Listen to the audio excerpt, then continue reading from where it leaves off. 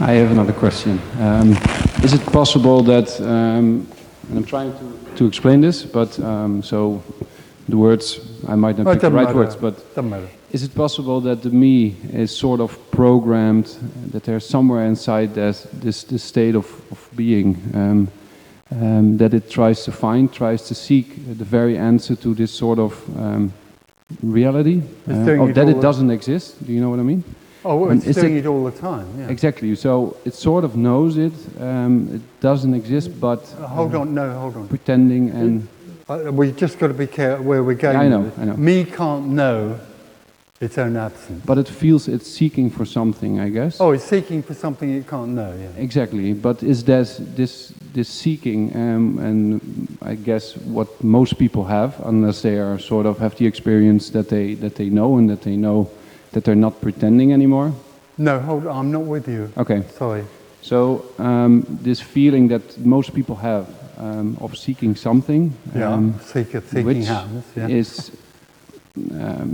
Is it possible that they'll never find it because it's... Oh, no, it's not possible. It's absolutely the reality that me can't ever know or find its own absence. Yeah. How can it find its own absence? It wouldn't be there. No. So it searches for something that it can't know. Seekers search for something that they really can't, they don't know what they're seeking. They know they've got an idea of what they are seeking. Personal enlightenment is one of the ideas. Everybody will love me, let's put it as simple as that. Okay, but... they think that they're seeking for that, but they can't seek for that which they can't know. Their own absence. So it can't unknowingly be seeking for that state of liberation? Sorry, say that again. The me.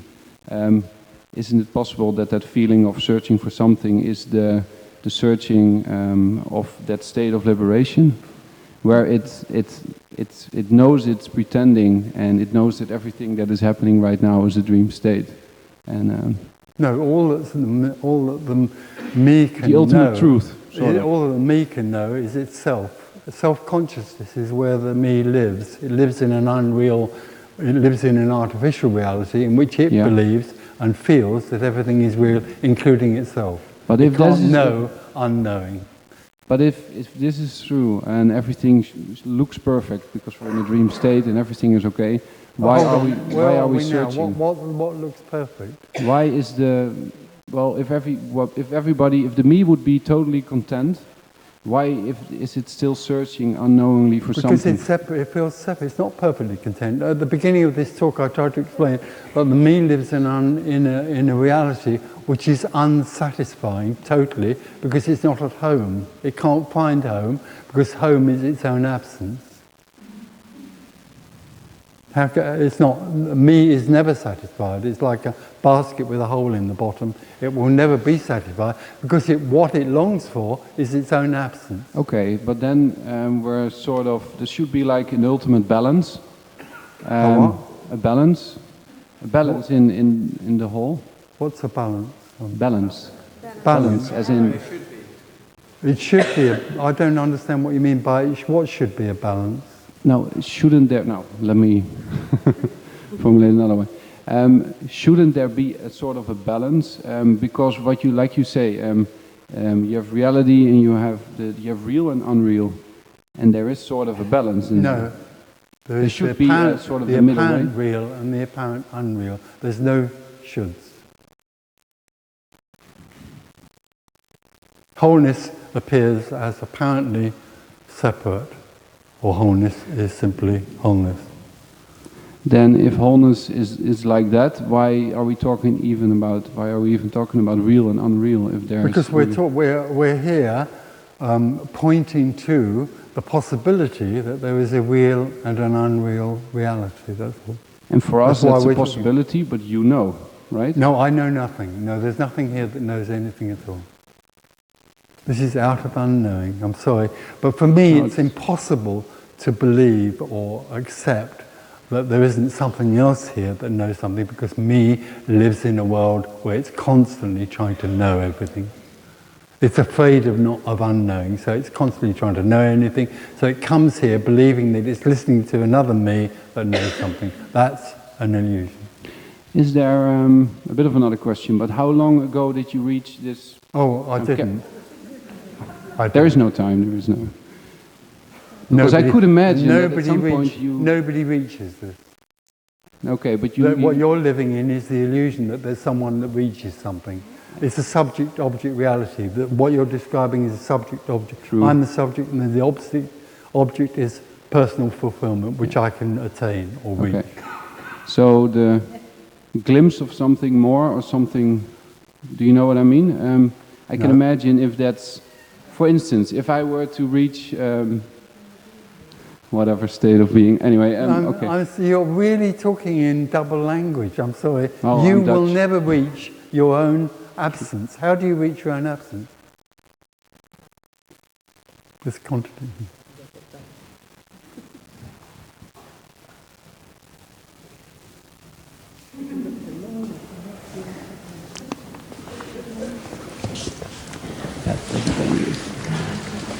Nee, kijk gewoon.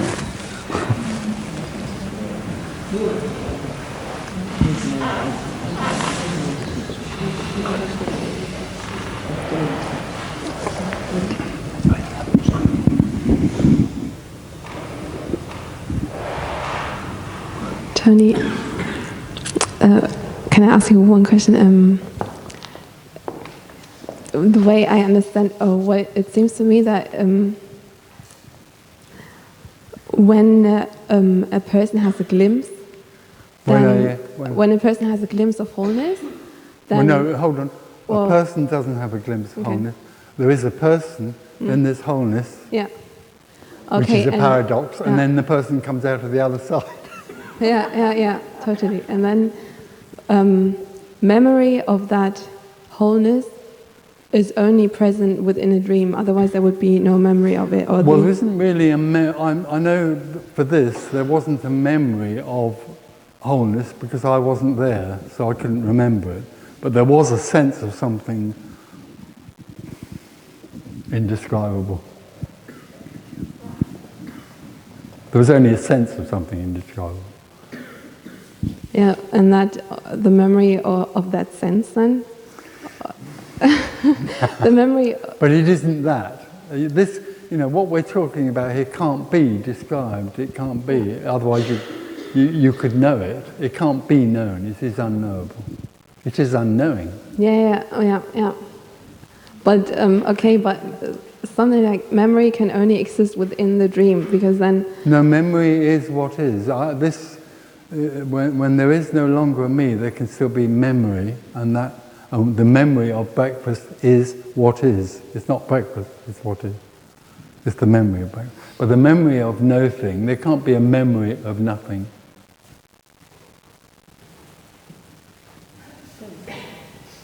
It's the one thing that can't be known. It's indescribable. And that really pisses people off.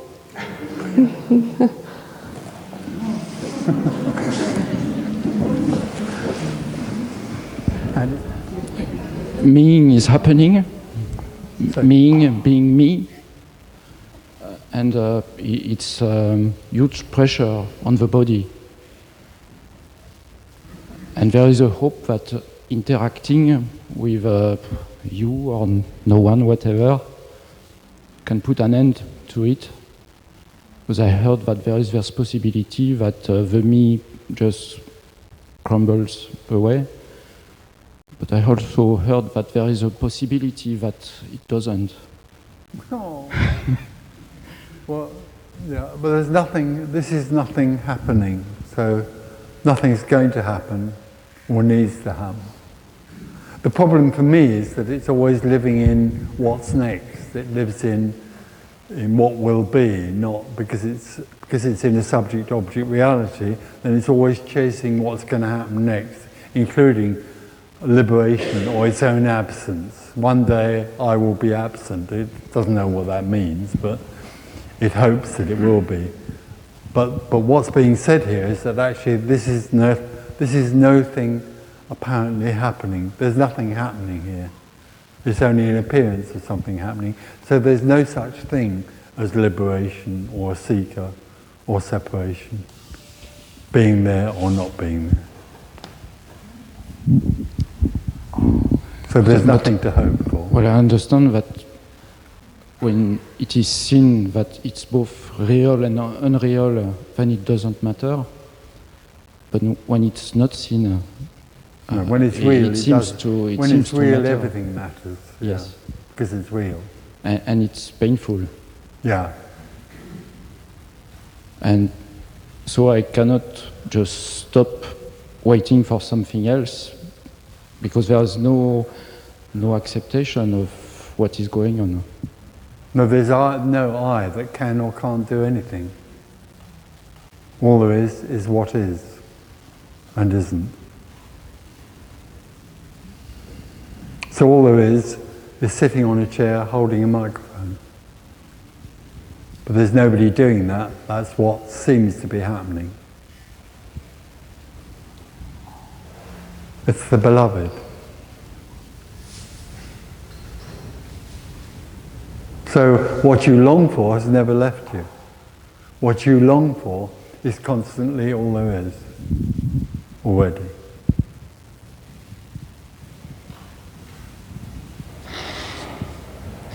Including the pain of wanting that. That's also the beloved.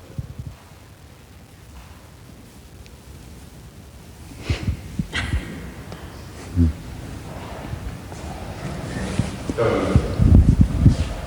were talking about the beginning and the unconditional love. Unconditional love, yeah. I wonder what it is. Oh, I mean, it can't be known. Unconditional love, like everything, it can't be known. Unconditional love can't be known by me. Me lives in need, the need to be needed or the need to be loved, but unconditional love has no need, but it can't be described.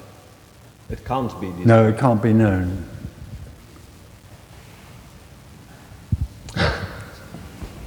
Yeah.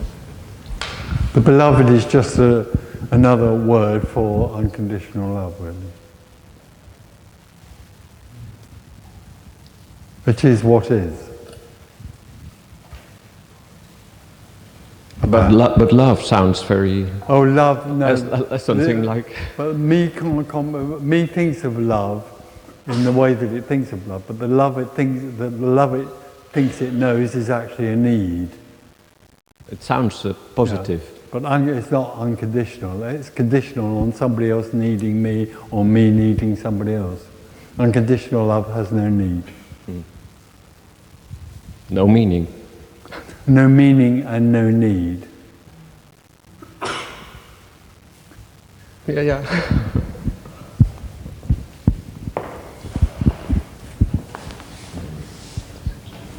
I can't go over. Oh, Mike.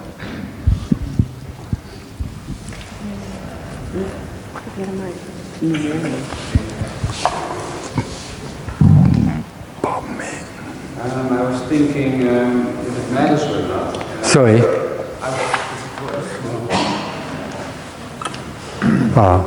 Is there a switch? Is there a switch on there?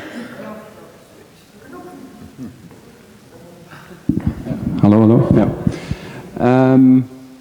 I was thinking even if it matters or not, if I were to believe this, what you were telling, right? If you were to believe or well, believe it or not, it doesn't matter. True. Not at all. Believing. But I'm trying to see a sort of a positive side to all this. Doesn't even matter if I do, but still, hear me out, please. Yeah. I was thinking that even if you see it like this, that everything we do. Nothing. No, hold on a minute. You're not really hearing the message. There is no one. No, I know I do, but I'm just. Well, all right. No, if sorry. you speak away and we'll just let you. Oh, just for a minute. Right.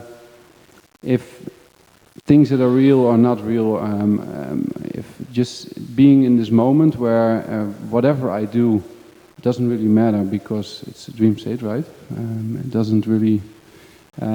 Then you would say that since fear, for instance, is sort of a creation of the mind, You're something that's living. You're telling me this now. No, I'm just thinking out loud. Just thinking out loud. If fear is that's right. is a creation of the mind based on things that lie in the future, things that might never happen. If you were just to be in this moment alone then you could be without fear and you could be without, do you know what I mean? No, I don't, I'm listening to you. Yes. I'm just hearing you speak. Okay. Yeah. And I just finished. So what is your thought about this? What is your thought about this? Well, I don't have any thought. All I can see is that you're describing what's happening there. Yeah. Okay, so audience, please do with it as you please. Yeah. But do you do you understand what I'm saying? Well, I can hear what you're saying, and as I've said, all I can hear is what's happening there. What's happening there is some beliefs about the nature of me. Well, I think what I'm saying is that we're all sort of searching, at least most of us searching for a sort of inner peace, and we might never find this. And in the process, we experience fear, we experience pain, we experience everything. To be in this moment, because that's the thing that I'm getting from all this, is to be in this moment. So you're not really hearing this message at all? I do. And if we could have a one-on-one, I would... You think the message is that you should be in the moment? No, that's a little bit... Well, all right, being in the moment. This has got nothing to do with being in the moment. Sorry. I don't even know what... there is no moment to be in. I don't think you understand the question. I might be... Maybe I'm not giving the right question anyway. But all you're doing is describing what's happening there. There's nobody who has an agenda to change that. It's what's happening. True. All there is what's happening. I'll try.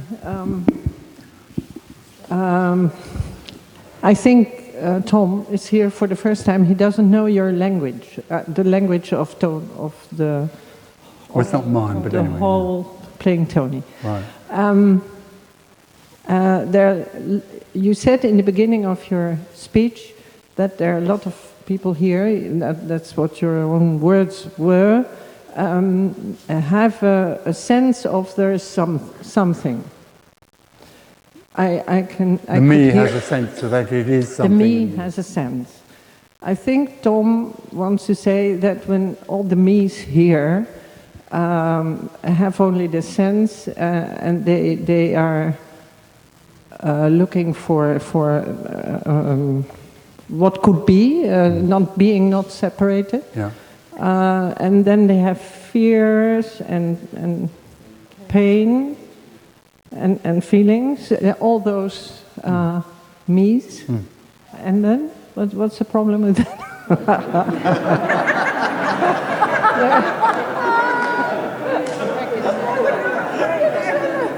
So what the whole playing Tony is telling, they shouldn't be afraid or something. Oh. The me's. So, I'm sorry, I have never, at any moment in this meeting, ever suggested or recommended or prescribed that somebody should or shouldn't feel something. If fear arises, that's what's happening. There's nothing here prescribing anything. There's only a description, so this isn't suggesting that somebody shouldn't be afraid. It's a ridiculous suggestion. Me is helpless. Me is something that's just apparently happening. Fear, whatever you like, is happening. There's nothing that can be done about it. There's nothing that needs to be done about it, because all there is what is. And if there's fear, that's what is, and isn't. I guess you could find peace in thinking if this is all that is, then there is no need to fear and there is no need to... But that is a concept as far as me is concerned. True. For me, feels fear and the idea that me could be in what is just a concept. But this is sort of more than what I'm saying, I guess, is since it's probable that I'll never reach state where I'm separated from the me, is that I'm still coping. This is a way to cope, at least with the fear and the feelings that everybody feels. And maybe this is not real or unreal, but it's still a way of I don't know, getting through life. Oh, if you're suggesting there's a way of getting through life, this isn't. I'm not suggesting that there's a way of getting through life. There is no one that can choose to get through life or find a way of getting through life, as far as this is concerned. But if that's what the feeling there, that there's a way of getting through life, that's what's happening there. There's nothing here that would try to convince that differently. True, but it might be satisfying the me Sure. in not looking. True, yeah, but not to stop searching. Absolutely. Well, no, this isn't suggesting that you stop searching either. This is suggesting that the me is completely helpless and searching may or may not happen.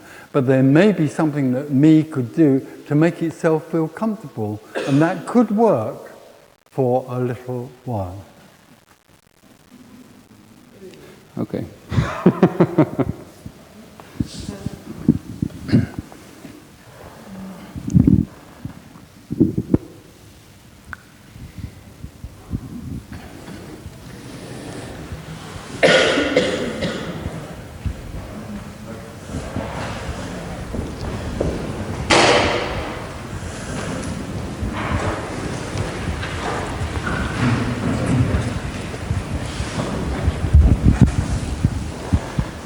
Tony, when you say this is all there is, can you explain a little bit? I'm trying to figure out if my husband and my dogs and kids and everything exist somewhere else. Well, what the sense that they exist somewhere else is what is. And then that's part of the dream. So when you're saying this is all there is. Hold on. No, there can be no one there having a sense or a memory or an imagined picture of your husband, the husband, or that the arising of that imagined picture of the husband is what is. You don't need a me for that to be there. But also, me may experience that as well, but it would just then be something that seems to be happening to me. That's all. That's the difference. Okay, so when you say, I've heard you say outside there are no cars, there's no city, there isn't anything at all. There isn't anything in here. But if that imagines that there's a car outside or hears the sound of a car, then that's what is. Everything is only an appearance. Everything is an appearance of wholeness. This is an appearance of wholeness. It's real and it's unreal. It's no thing apparently happening. So it sounds kind of like what's being said is that my husband is a thought. Well, it could be a thought or an imagined picture of your husband, and that is what is. It's not him, it's your imagined picture of him. You can imagine your home. Can you imagine your home, the house, yes, the front of it? Uh-huh. That's what it is. It doesn't make it real or unreal, because your home is both real and unreal. So the problem for me is that it thinks everything is real. Even an imagined picture of your house somewhere, for me, is something that is happening to me. So the picture is happening to me, so it must be real because I'm real. So let me try to put it another way. With the saying, if a tree falls in the forest and there's no one to hear it, does it make a sound or not? That question, is that all just in the, that's all just in the dream? That no, whole not at concept? all. No, I think this is a confusion here. The dream is that everything is real. The dream is that everything is real, including the idea of a tree falling in. Whether the tree makes a noise or not is completely irrelevant.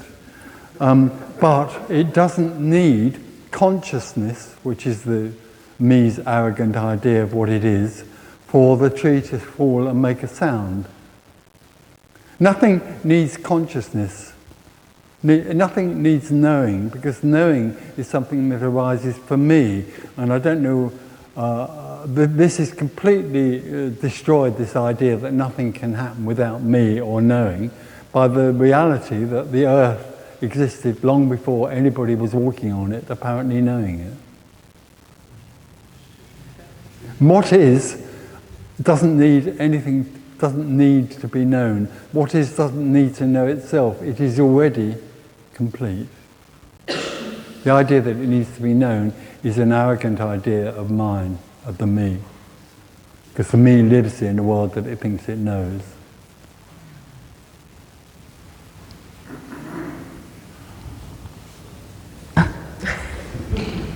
I think you're trying to work out the answer to a mystery and you can't. Yes, definitely. I mean, even, forget about your husband and your house. I'll tell him you said that. What are you doing for dinner tonight? No. But what you're looking at right now is both real and unreal. So there's no difference, it doesn't matter. So this is all there is does not just mean what's in this room and what I can sense. This is everything. We don't need Africa. This is everything. I feel so but dumb that right everything is real and unreal. It is and it isn't. It's nothing appearing as this. I'll try to sit with that.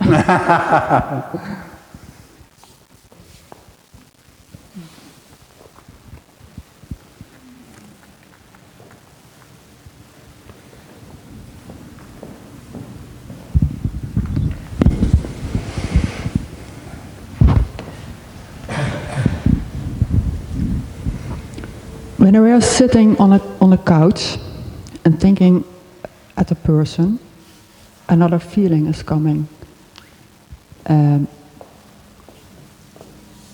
Is it energetic?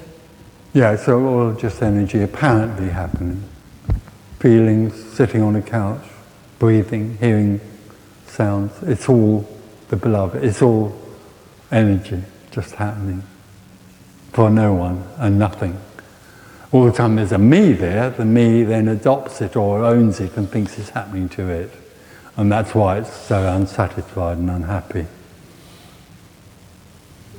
This is, in a simple way, that's what this is all about. That is simply what this is all about.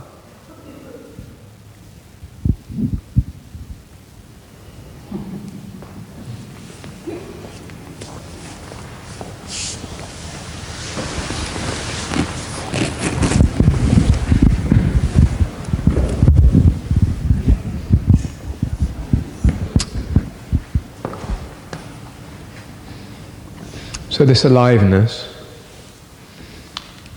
There's just aliveness or beingness, or it's a word, but anyway. I have a feeling you're going to crucify me with this, with the question, but I'll say it anyway. How big is it? Oh, it's bigger than big. It's immeasurable. It is everything and nothing.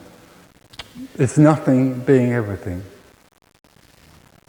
Because when the lady was just asking the question, so then, because we perceive what's in this room. Yeah. So we perceive what's in this room and then... Well, me perceives what it thinks is this room. When there is no me, there's just what is. There's a very huge difference between those two things.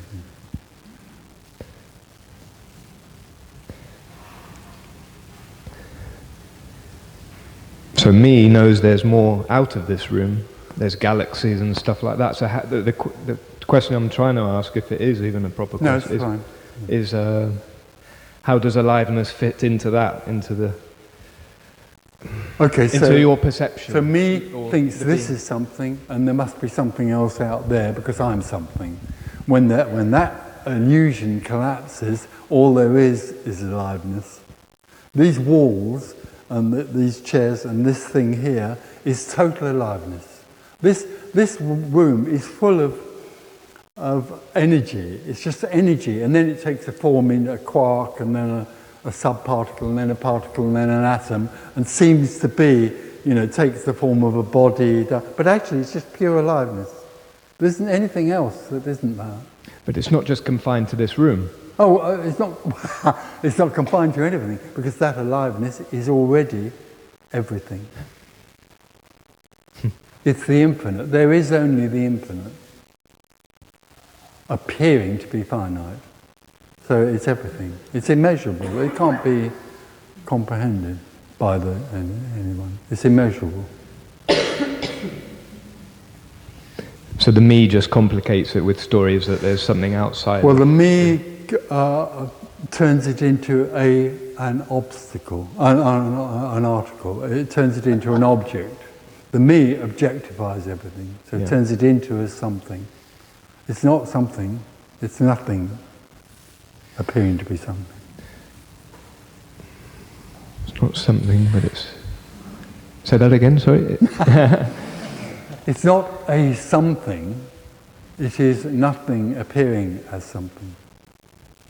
So that causes a duality, apparent duality. Well, for me it does, yeah, because me thinks it's that what is appearing is separate from me. When there's no me, it's obvious that everything is and isn't. And it's energy. That's a good word for it, yeah. It's not it, but it's as near as you can get, well, as near as I can get, or this can get, to describing it. Don't you start describing it as oneness or wholeness? Yeah, you've got to be careful with that. It's a bit spiritual. Yeah, well, energy could be really... sort of just impersonal. But don't forget, it's nothing energizing. So this is the other part of the mystery, that there isn't anything happening because this is the relative absolute. This is the absolute in a relative form, but it hasn't become the relative. It is the absolute appearing to be relative. So they're both simultaneously the same thing. It's almost, from what I've heard just from today and yesterday, that as human beings we're kind of flawed. You're saying there's... Oh no, not at all. That makes it sound wrong. It's only a wholeness appearing to be something called a me that thinks everything is separate. Just the way you were explaining it earlier, but I think you're using that just to cut our me down. So when you said there's a flaw in the I didn't in say the computer, there's a flaw. not a flaw, but you said no, it's like there's nothing wrong with separation. It's just what seems to be happening. Okay. Because I was looking yesterday at this cat, and it was just so alive, and then it seemed... Okay, but when you're not there anymore, you can look at the wall and see how alive it is as well. Well, you can't, but that's what will be apparent. Everything is that. Thank you.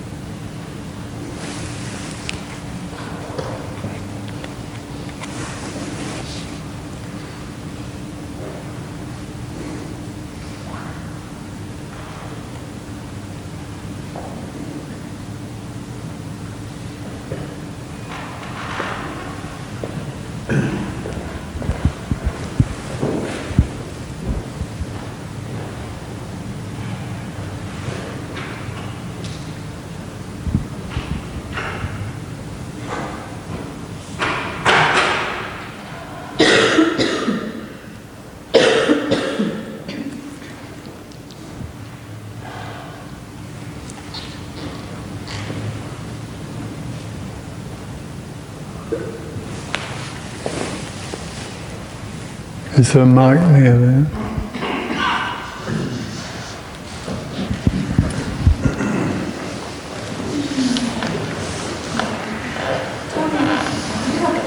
No.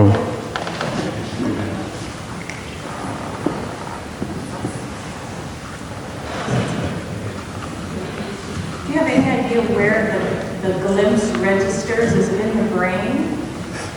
When you say that there's... I don't think a glimpse registers anywhere. It just is, because it's no thing. It doesn't register anywhere.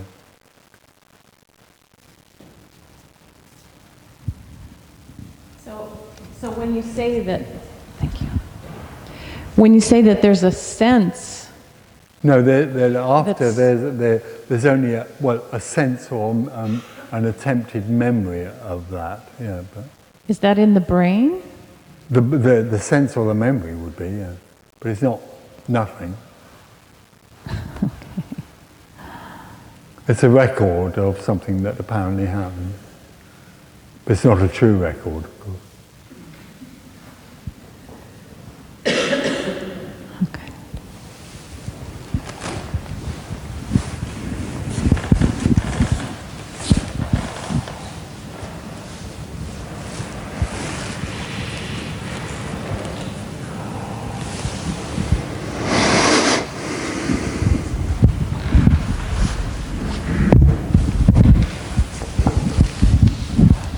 If I understand it correctly, if there's no one there anymore, still feelings of sadness and joyfulness and fear can arise. The same as with someone who is still in a me. Yeah, except that it doesn't rise for anyone. That's the difference.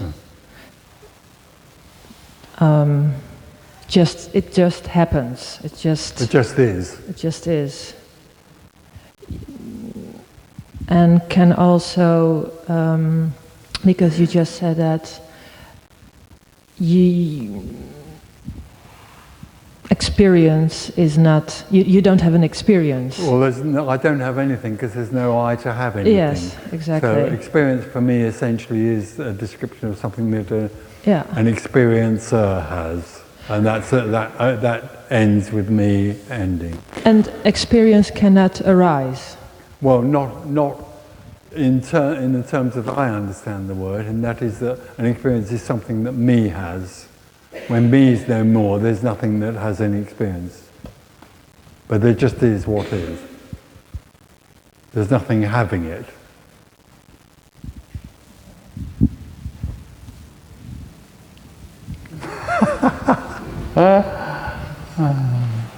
I mean, every body, in those terms, can feel, or everybody has sadness, but then what me does is take ownership of it and call it its own, make it its own.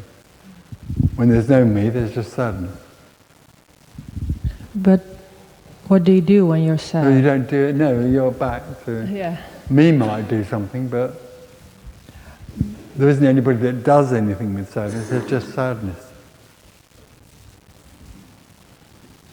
Me's always trying to do things. It's got a screwdriver. So when something happens, it puts the screwdriver in and tries to... So the me can try to get rid of it? Yeah. It can try to get... Or it can go to a therapist, and the therapist will tell it to honour its feelings. So it will then sit there and honour its feelings for a little while. And then it might also get pissed off with trying to honour its feelings. But, you know. It's trying to make something work and it never will. Or it might for a little while. And if you're not there anymore, sadness just arises and... There's no one that deals with it. Mm-hmm. And then the other emotion arises. Maybe, or not. There's drinking tea or eating toast and marmalade. All of which has no more significance than anything else. It's just what's happening.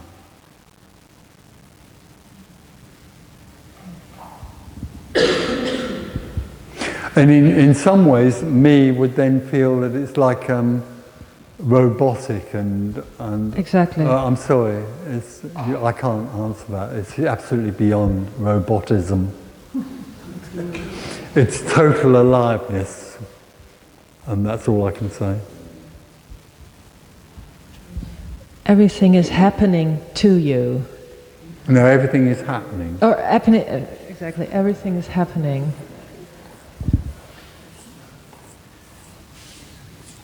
It sounds so weird to say. Oh, no, but it totally is natural. It's what's happening in this room right now. Everything is only happening.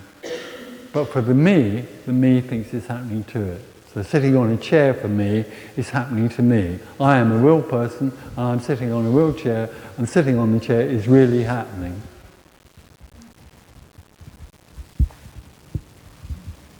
I know that. I'm aware of sitting on a chair. Me is aware of sitting on a chair. So somehow the whole aliveness of sitting on a chair is lost. It's just another thing that's happening. And you know, for me, if I now say sitting on the chair is the beloved, me will say, oh, it's bloody well not the beloved, it's boring. I've sat on a chair for hundreds and hundreds of times before. And the whole problem with the miracle of sitting on a chair is lost. And why? Because you're there.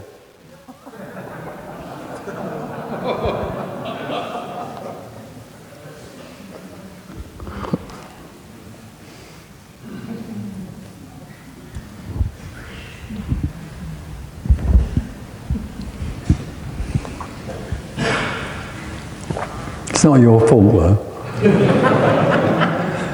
Thanks. It's only apparent.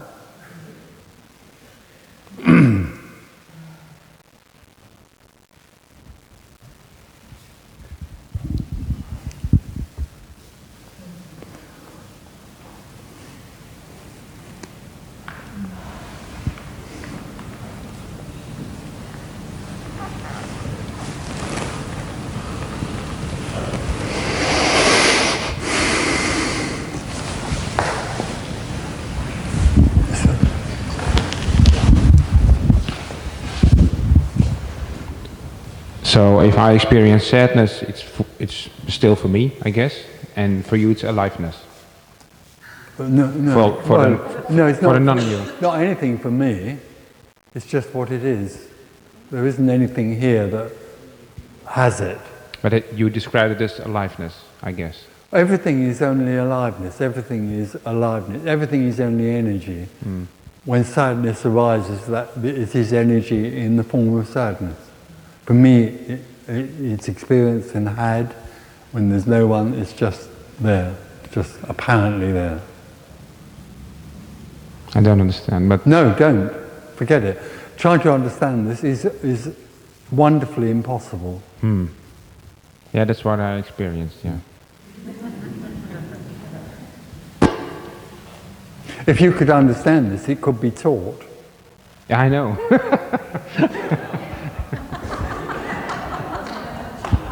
You might have a competitor. You don't want to have this.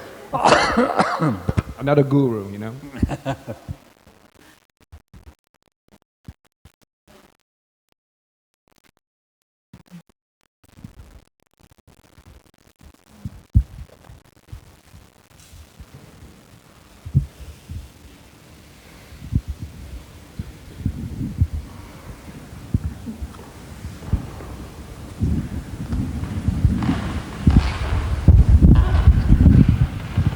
Can I ask something? Do you have a partner? Sorry? Do you have a partner? Do I have a partner? Yeah. No, I don't have anything. You don't have anything? There's nothing here Are you that has anything. Are you living with a partner? Or? Well, in answer to the question, there is somebody living in the same house. There is something that living in Well, there is the same an house. apparent someone. Sorry? There's no longer a me there, but there is an apparent... in answer to the question, yes, I live in a house with someone else.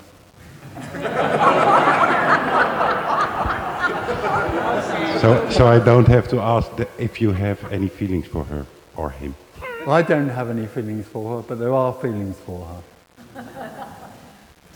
I'm sorry about this, but there we are. Otherwise it's misleading. I don't have any, there's no I to have feelings, but there are feelings. But there are feelings. Okay.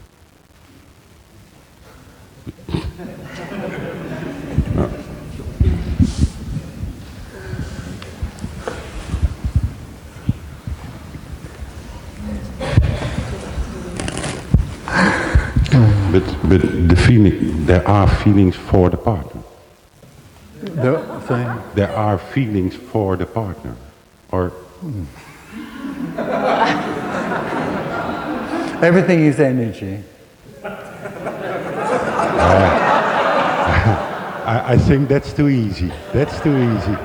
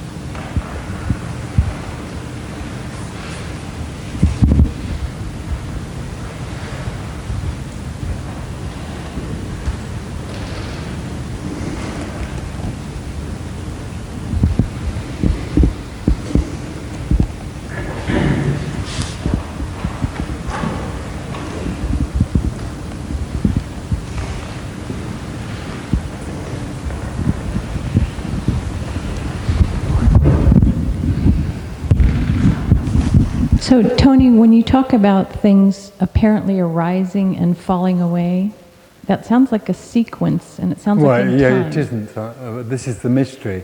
This is nothing happening. There's nothing happening. Okay. There's nothing happening.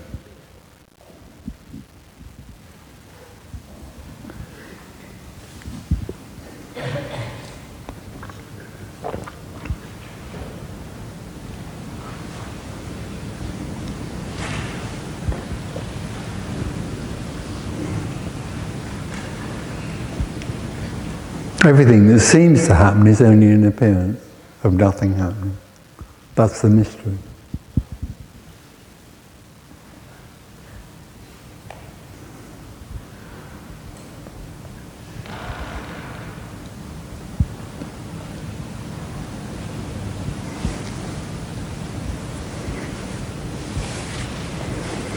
You can't, there's nothing to take home. There's nothing that can be grasped about this. It just is a mystery. We're sharing in a mystery here, so it can't be known or understood. You can't get it right or wrong. You can't live in a certain way. You can't pretend there's no me. People do sort of go around saying there's no me. Just forget it. It is or it isn't. But what's wonderful is that wherever you go, whatever you do, when you walk out of here right now, wherever you go, whatever happens later on, apparently today, that which you long for never leaves you. That which you long for is constantly singing the song of love to you. It's constantly singing all the time. It's there all the time. It never left you. Thank you.